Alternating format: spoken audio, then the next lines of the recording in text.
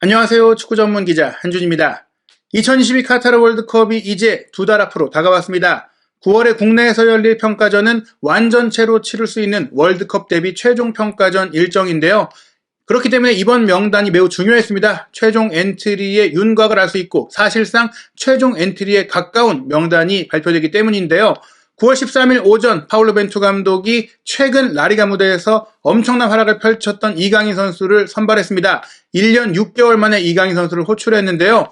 마요르카 이적 후 좋은 모습을 보일 때도 월드컵 최종 예선에 한 번도 부르지 않았기 때문에 월드컵 참가가 어려울 것이다라는 전망들이 있었는데 이강인 선수가 정말 엄청난 임팩트를 라리가 초반 5경기에 보여주면서 당당히 자신의 실력으로 월드컵 출전 티켓을 거머쥐기 직전인 상황입니다. 이와 더불어 지난 7월 여름 기간 토트넘의 한국 투어 당시 팀 K리그의 일원으로 현란한 돌파력을 보여줬던 강원FC의 신성 양현준 선수도 깜짝발딱 됐는데요. 벤투 감독이 이 선수들을 선발한 이유 직접 설명했습니다. 26인의 9월 평가전 멤버 그리고 새로 선발된 선수들의 활약상 지금부터 총정리해드리겠습니다.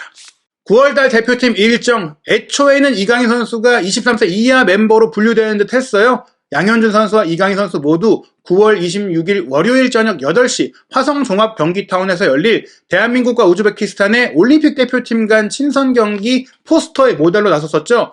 지난 6월에 열린 23세 이하 아시안컵에 두 선수가 참가해서 핵심 선수로 황선홍호에서 활약했기 때문인데요.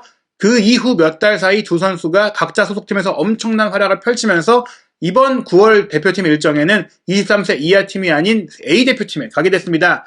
국가대표팀은 9월 23일 금요일 저녁 8시 고양 종합운동장에서 북중미의 코스타리카를 상대하고요. 9월 28일 화요일 저녁 8시에는 서울 월드컵 경기장에서 아프리카의 카메룬과 경기합니다. 코스타리카는 일본과 한 조에 속했기 때문에 한국과의 경기를 원했고 또 북중미 팀이긴 하지만 남미 축구와 유사한 스타일을 갖고 있기 때문에 우리가 우루과이 대표팀을 상대할 수 있는 평가전이라고 할 수 있겠고요. 카메룬 같은 경우에는 가나 데뷔전입니다. 지난 6월 달에 우리가 아프리카의 이집트와 경기하긴 했지만 서아프리카에 위치한 가나와 북아프리카의 이집트는 인종적으로도 경기 스타일적으로도 차이가 많죠. 같은 서아프리카에 위치한 카메룬은 월드컵 본선 진출국 가운데 세네갈과 더불어 가나 데뷔전이 되기 위한 가장 좋은 상대인데요. 대한축구협회가 홈 경기로 이 두 경기를 유치하는 데 성공했습니다. 우즈베키스탄과의 경기가 이제 성사됐던 배경이 우즈베키스탄 23세 이하 대표팀과의 초청 협상과 더불어 코스타리카와 카메룬이 한국에 와서 경기할 팀들이 필요했어요. 한 A매치 기간에는 한 개의 대륙에서만 경기할 수가 있는데 지금 월드컵 본선에 참가한 다른 아시아 국가, 사우디, 일본, 이란 이런 팀들이 다 유럽 가서 경기를 하는 상황이 됐기 때문인데요. 우즈베키스탄 대표팀까지 대한축구협회에서 초청을 해서 코스타리카, 카메룬과 경기를 할 수 있도록 만들면서 국내 평가전이 성사됐습니다. 9월 13일 화요일 오전 10시 30분 축구회관에서 파울로 벤투 감독이 26명의 9월 평가전 명단을 발표했는데요. 많은 화제가 됐고 궁금증이 있었던 이강인 선수의 이름이 올라왔습니다. 먼저 포지션별로 어떤 선수들이 선발됐는지 살펴보겠습니다. 골키퍼 알샤밥의 김승규, 전북현대 송범근, 울산현대 조현우. 수비수 감바오사카 권경원, 전북현대 김문한, 나폴리 김민재, 울산현대 김영권, 전북현대 김진수, 울산현대 김태환, FC서울 윤종규, 대전 하나시티즌 조유민, 대구FC 홍철. 미드필더 김천상무 권창훈, FC서울 나상호, 전북현대 백승호, 산둥타이샨 손준호, 토트넘 허스퍼 손흥민, 강원FC 양현준, 마요르카 이강인, 마인츠 이재성, 알사드 정우영, 프라이부르크 정우영, 올림피아코스 황인범, 울버햄튼 황희찬, 전북현대 조규성, 올림피아코스 황희조입니다. 수비라인에서는 수원FC로 임대 이적해서 출전 기회 대표팀에서의 경쟁을 위해서 도전을 했던 이용 선수가 결국에는 탈락했고요.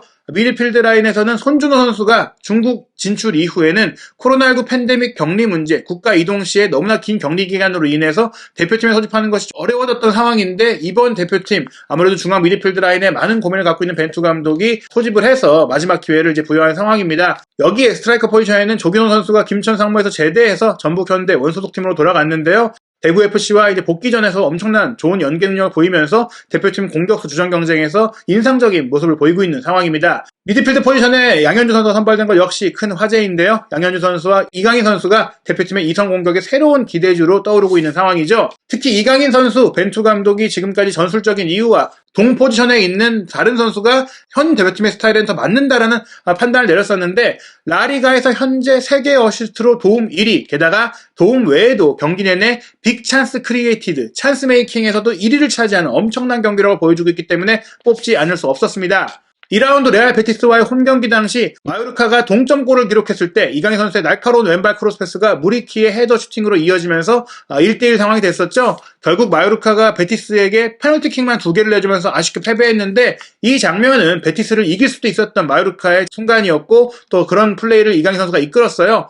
좋은 위치 선정을 통해서 수비의 압박을 피해서 패스를 받고 그 다음에 날카로운 크로스 패스를 공간으로 연결하면서 무리키 선수의 골을 이끌어냈던 창의적인 플레이였는데요. 이 골 외에도 직접 왼발 프리킥 슈팅을 통해서 크로스바를 때리면서 마요르카가 비길 수도 있었던 그런 경기를 이강인 선수가 주도했다 이렇게 볼 수 있겠습니다. 그리고 3라운드 라요 바이카노와의 원정 경기에서는 수비 배후로 파고들어 빠른 속도와 정밀한 볼 트래핑 그리고 상대 수비의 견제 속에서도 공을 지켜내는 피지컬 능력에 송곳 같은 왼발 슈팅으로 올 시즌 첫 골을 기록했는데요. 골키퍼의 롱킥을 투톱 파트너인 무리키가 헤더 경합 속에 흘려준 공 이강인 선수가 받아서 치고 들어가서 연결한 멋진 골이었습니다. 이강인 선수가 최전방에서 어떤 플레이를 펼칠 수 있는지를 보여준 장면이었고 결정력까지 갖춘 선수라는 것을 보여줬고요. 4라운드 지로나전 같은 경우에는 코너킥 상황에서 날카로운 왼발을 통해 수비수 라이오의 선제골을 어시스트했습니다. 이 뒤에도 아쉽게 동점골을 내주면서 마요르카가 이기지 못했는데요. 지난 주말 5라운드 레알 마드리드와의 경기에서는 프리킥 상황에서의 크로스로 무리키의 헤더골을 끌어냈습니다.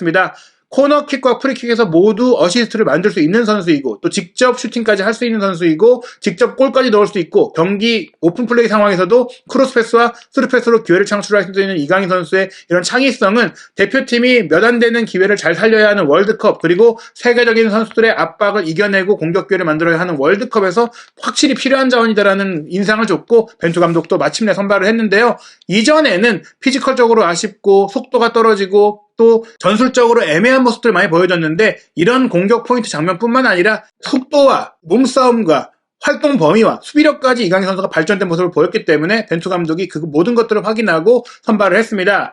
빅찬스 메이킹 순위에서 이강인 선수가 5개로 라리가에서 1위라고 말씀드렸는데 경기당 기대 도움에 있어서도 0.9개로 경기당 1개의 공격 포인트를 올리는 그런 경기를 펼치고 있습니다. 이 기록은 라리가의 전체 선수 중에 공동 15위인데 공동 5위에 있는 모하메드 알리 쇼가 1.0개고 이강인 선수가 0.9개로 불과 0.1개의 차이로 밀려난 것이거든요. 이 기록 역시 대단한 부분이기 때문에 동료들이 기회를 좀만 더 살렸다면 더 많은 어시스트를 할 수도 있는 이강인 선수였다 이렇게 볼 수 있겠거든요. 스페인 라리가는 유럽 리그 랭킹 2위이고 몇 년 전까지만 하더라도 프리미어리그를 제치고 1위였을 정도로 세계 최고 수준의 선수들이 뛰고 있는 무대이기 때문에 그 무대에서 주전 선수로 뛰면서 실적을 내고 있는 이강인 선수 벤투 후에 들 수 있는 자격을 스스로 증명한 것입니다. 마요르카에서 프리시즌을 보내면서 세계 최고인 라리가에서 내가 잘한다면 대표팀에서 뽑아주지 않겠느냐 열심히 하겠다라는 각오를 밝혔던 이강인 선수인데요. 실제로 1년 6개월 가까이 대표팀의 외면을 받았지만 본인이 절치부심해서 단점도 고치고 좋은 경기력을 보이면서 포텐을 터뜨리면서 대표팀에 복귀했고 자신이 꿈꾸던 카타르 월드컵 참가할 수 있는 상황이 됐습니다.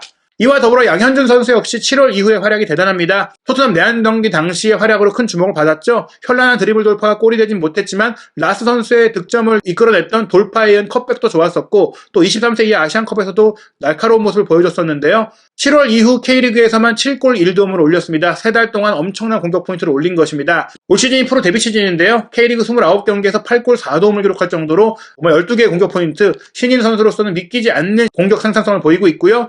좌우 측면 공격수와 공격형 미드필더, 최전방 공격수까지 가능한 전천후 공격 자원이라는 점에 있어서 대표팀이 조커로서 충분히 활용할 수 있는 능력을 갖추고 있다고 볼 수 있겠습니다. 벤투 감독이 직접 이 선수들을 발탁한 이유 그리고 대표팀의 운영 상황에 대해서 인터뷰를 했는데요. 그 전체 내용 소개해드리겠습니다. 먼저 이강인 선수의 발탁에 대해 이렇게 얘기했습니다. 이강인 선수뿐만 아니라 다른 선수를 선발한 이유는 동일하다. 현재 경기력과 컨디션, 소집에 있어서 필요한 요구사항 등 모두를 고려해서 선발했다. 이강인이 공격적인 능력이 뛰어난 것은 맞다. 공격 전개 능력과 기술이 좋고 판단력도 뛰어나다. 다만 수비력은 더 발전시켜야 한다. 또 포커스를 선수 개개인에 두는 것보다는 팀적으로 생각해야 한다. 소속팀에서 이강인을 어떻게 활용하는지 관찰했지만 대표팀에서 어떻게 활용할 것인지는 또 다르기 때문에 방안을 찾아야 한다. 즉 지금까지는 소속팀에서도 애매했고 대표팀에서도 더더욱 애매했던 이강인 선수의 플레이였는데 이제는 소속팀에서 본인의 역할을 확실하게 찾았고 그 역할이 대표팀에서도 쓸 수 있는 부분이 있다.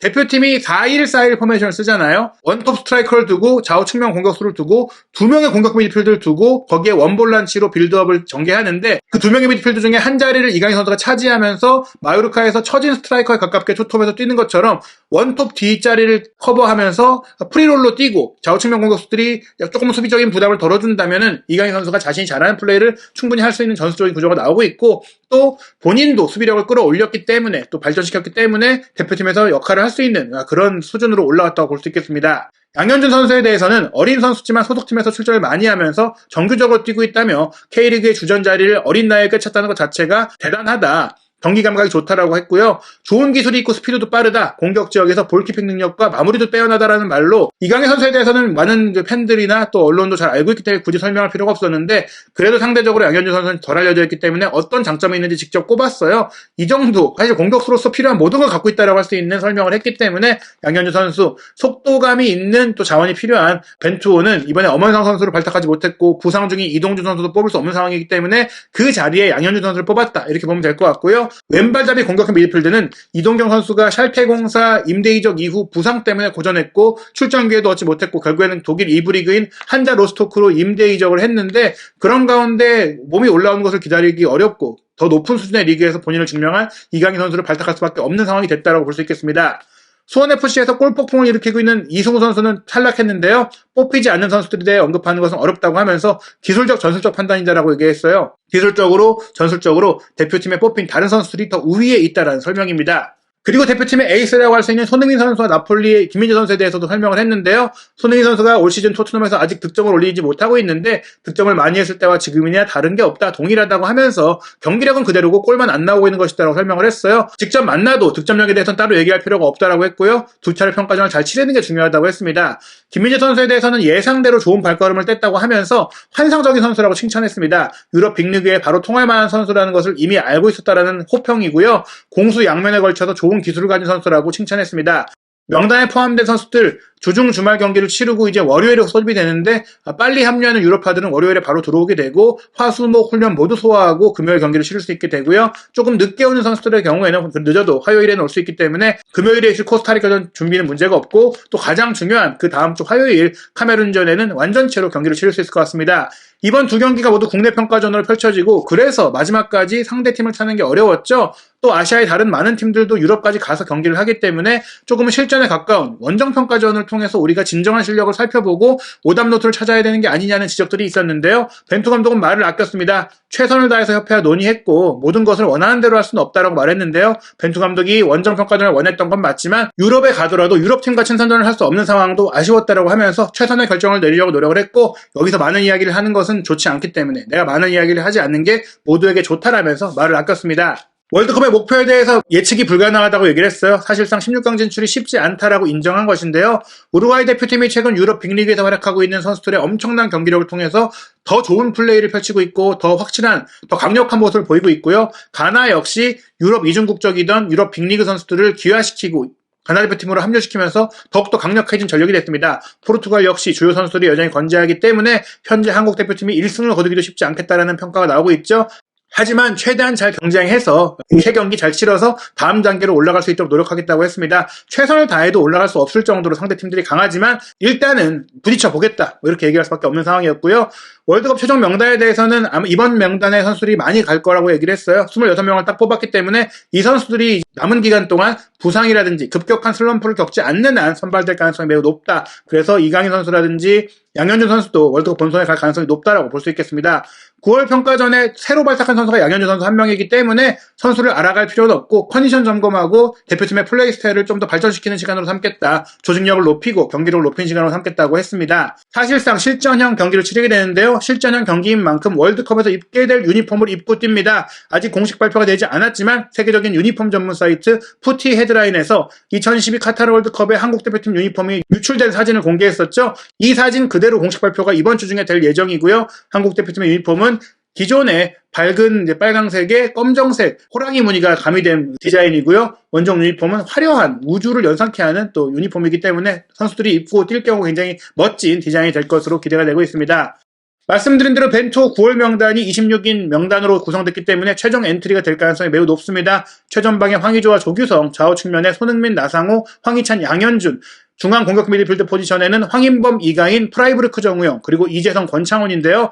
프라이부르크 정우영과 권창훈 선수는 측면으로도 이동해서 뛸 수가 있고요. 원볼란치 자리에는 알사드 정우영 선수와 백승호, 손준호 선수가 가세하고 좌우 풀백에서 왼쪽은 김진수, 홍철로 붙박이고요. 오른쪽은 김문환, 김태환, 윤종규가 뛰게 됩니다. 수비라인은 김영권, 김민지의 주전 라인업에 권경원, 박지수라는 백업 자원, 그리고 젊은 조유민이 합류했고요. 골문은 김승규 선수가 빌드업 능력을 통해서 넘버원 자리를 차지하고 있고, 선방이 좋은 조현우, 젊은 송범근, 적절하게 3명의 선수가 구성이 됐습니다.